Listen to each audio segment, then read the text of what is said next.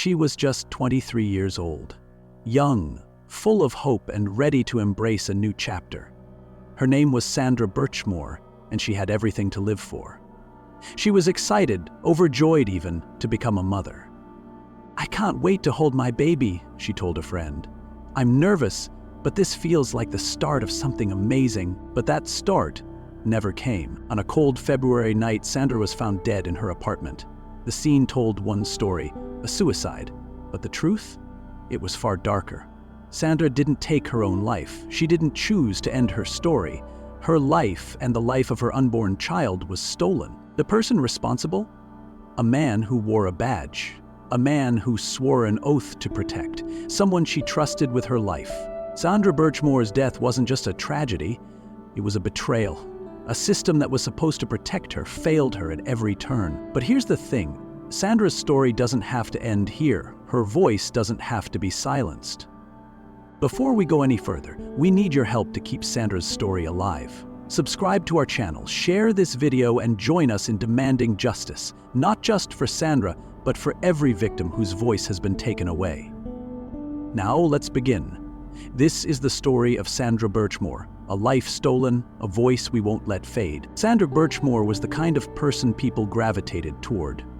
Growing up in a small Massachusetts town, she had this warmth, this spark that lit up any room she walked into.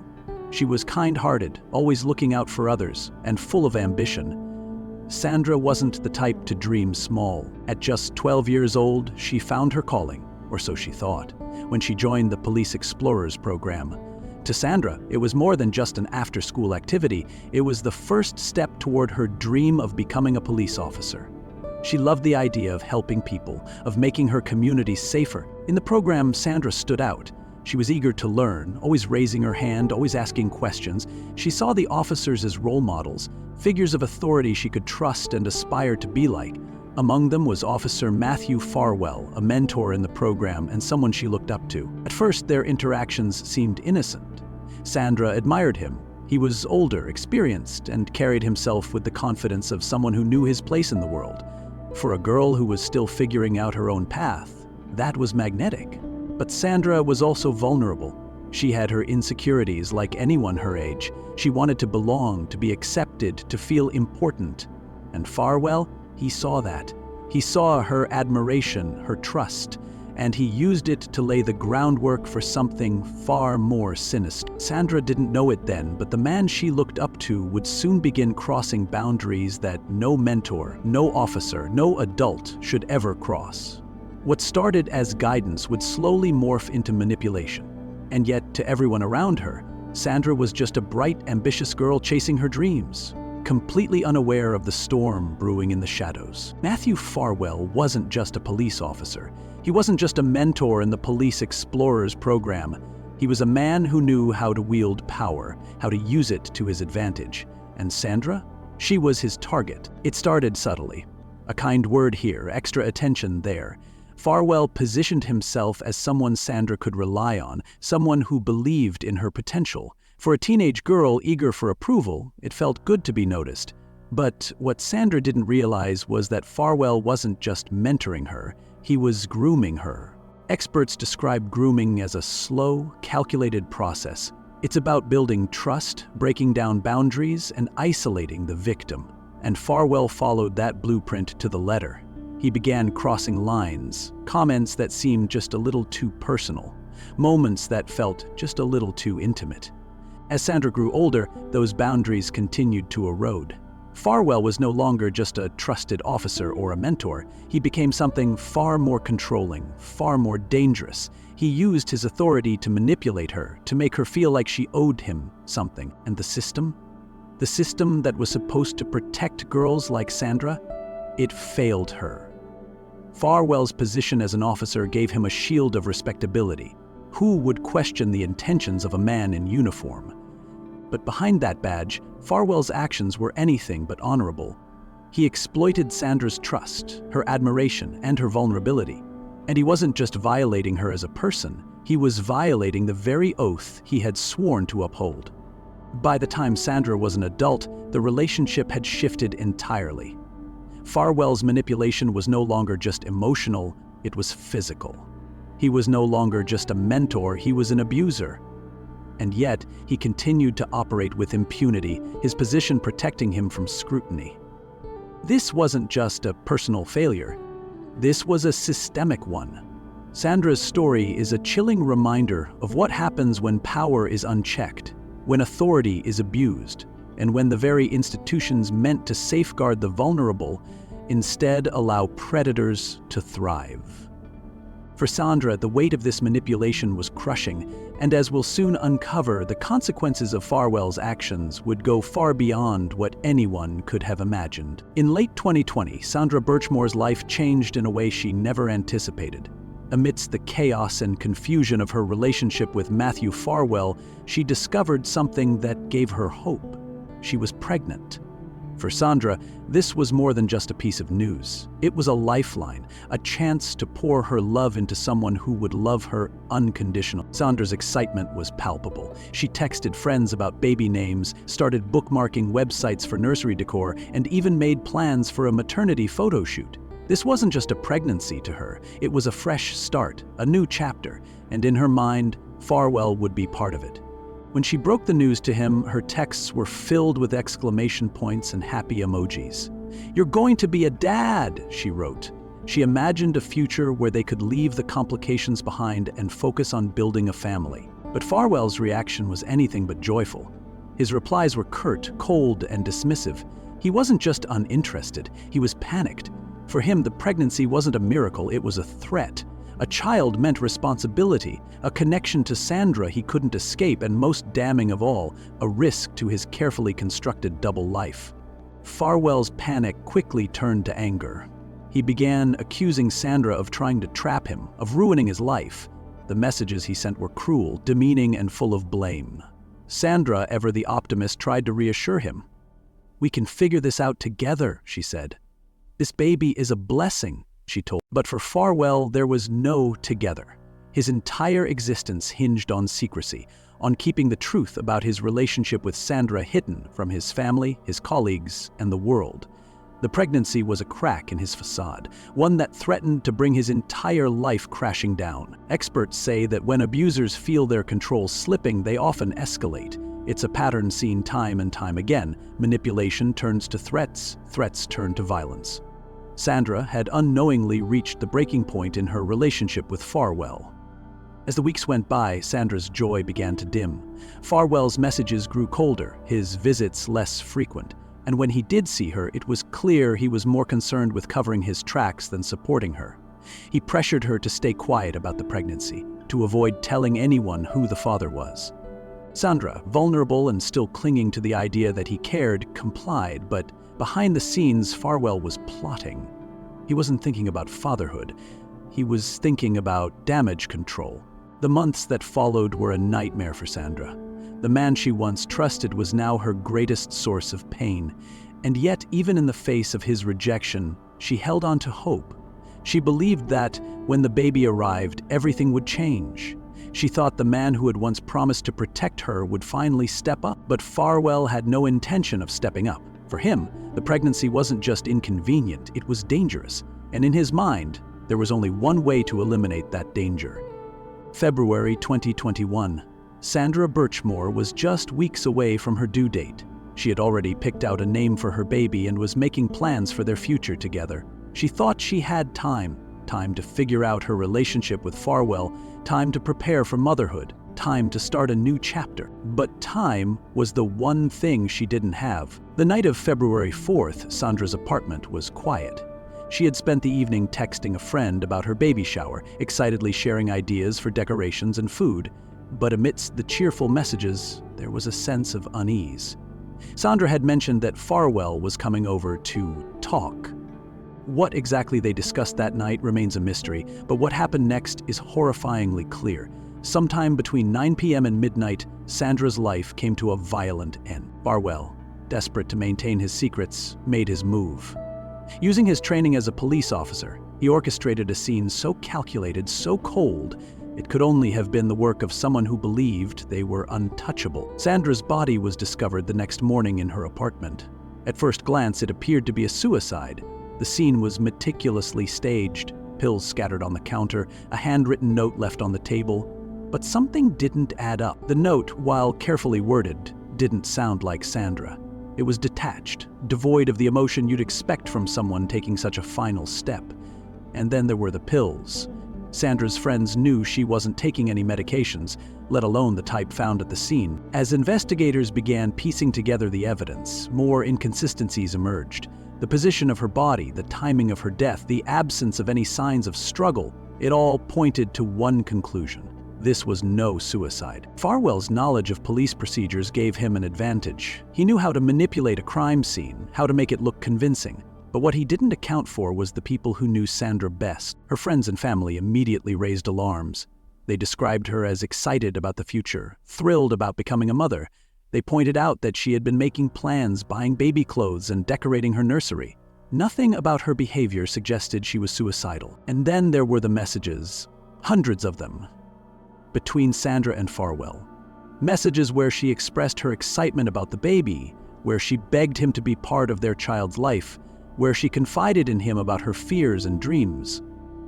Those messages painted a chilling picture of a man who was not only manipulating Sandra but actively planning her downfall. Farwell's responses were cold, dismissive, and at times outright threatening. As the investigation unfolded, a damning narrative emerged.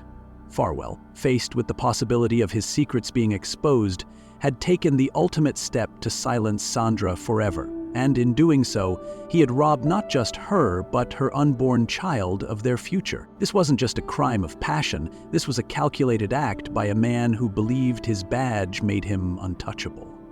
But as Sandra's loved ones rallied for justice, one thing became clear: her story was far from over. Sandra Birchmore's voice may have been silenced that night, but her truth is louder than ever. And as we continue to uncover the details of her tragic death, we must ask ourselves, how many more Sandras are out there? How many more lives have been stolen under the guise of authority? If Sandra's story teaches us anything, it's that silence is complicity. We owe it to her child, and to every victim of abuse to demand justice, to hold those in power accountable, and to ensure that no one else suffers the way she did. In the aftermath of Sandra Birchmore's death, the initial ruling of suicide left a bitter taste for those who knew her. Sandra was not someone who had given up on life. She was full of dreams and excitement for the future, especially for the arrival of her child. Her friends and family were convinced that something was deeply wrong with the explanation provided by authorities. They refused to accept it and began asking questions that would eventually unravel a sinister web of lies. When Sandra's family first raised their concerns with law enforcement, they were met with skepticism. The official narrative, suicide, seemed clean and convenient. But those closest to Sandra could not reconcile this conclusion with her recent behavior. Just days before her death, Sandra had shared plans for her future as a mother, talked about the baby clothes she had bought, and confided her excitement about decorating the nursery. It simply didn't add up. Sandra's friends also recalled how she had confided in them about Matthew Farwell, a former police officer with whom she had been involved for years.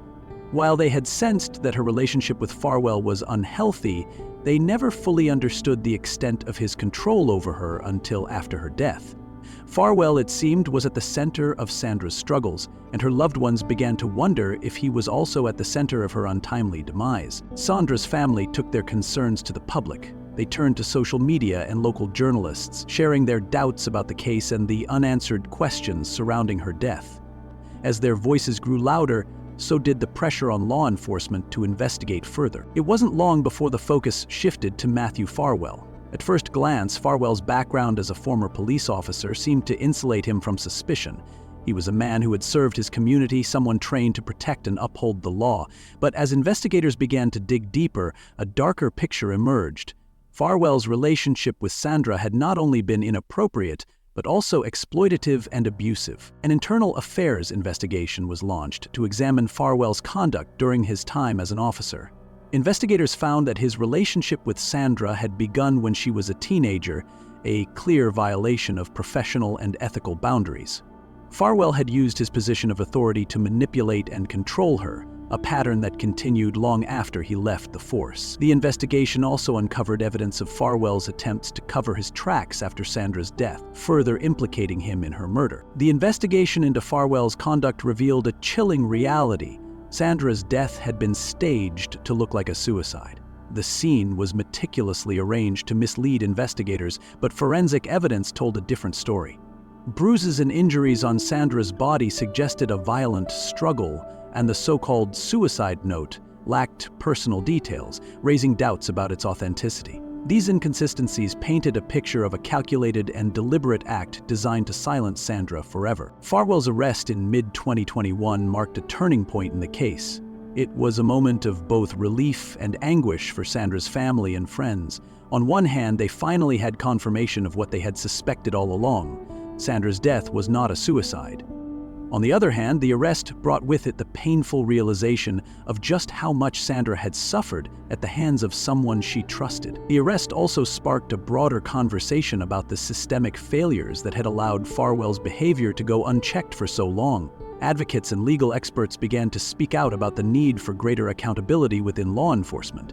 Sandra's case became a rallying cry for reform, highlighting the dangers of unchecked power and the devastating consequences it can have.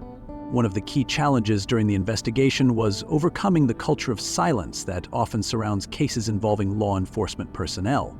Officers who knew Farwell were reluctant to speak out, fearing retaliation or damage to their careers.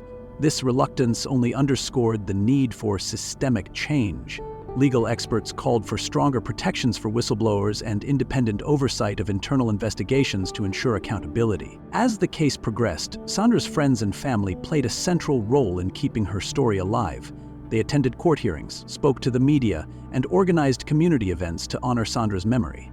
Their courage and determination inspired others to come forward with their own stories of abuse and injustice, creating a ripple effect that extended far beyond Sandra's case. The trial of Matthew Farwell was a painstaking process, but it was also an opportunity to shed light on the truth. Prosecutors presented a mountain of evidence, including text messages, phone records, and forensic findings, that painted a clear picture of Farwell's guilt.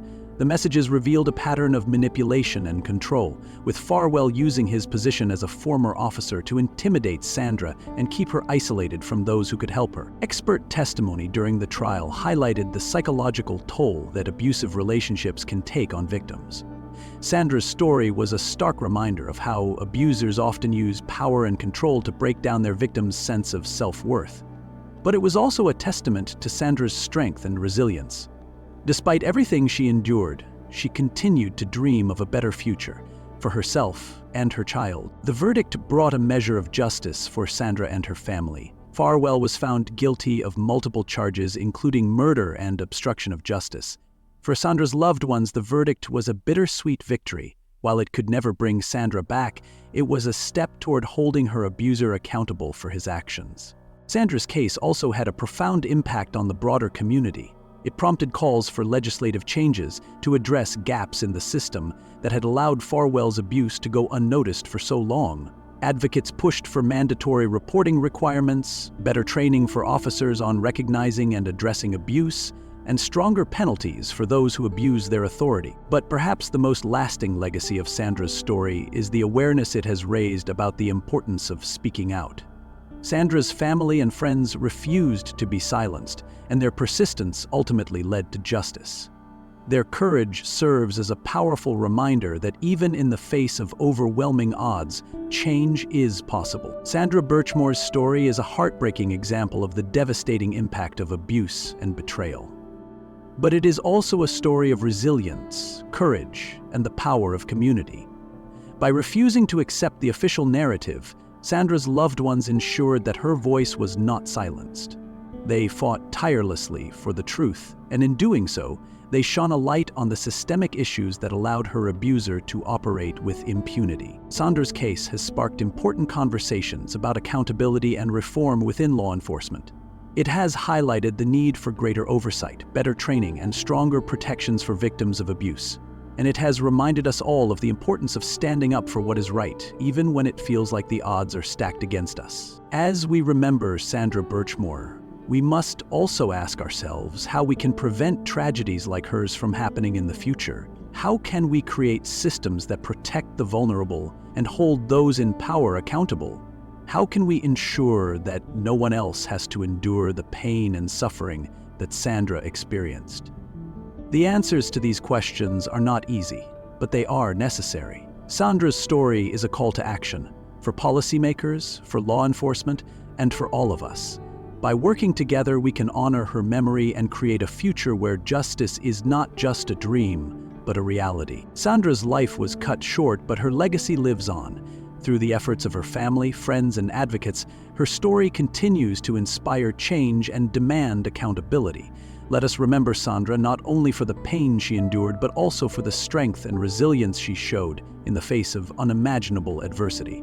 And let us commit ourselves to ensuring that her story is never forgotten. Don't forget to like this video, share to your friends, and subscribe to our channel for more stories like this.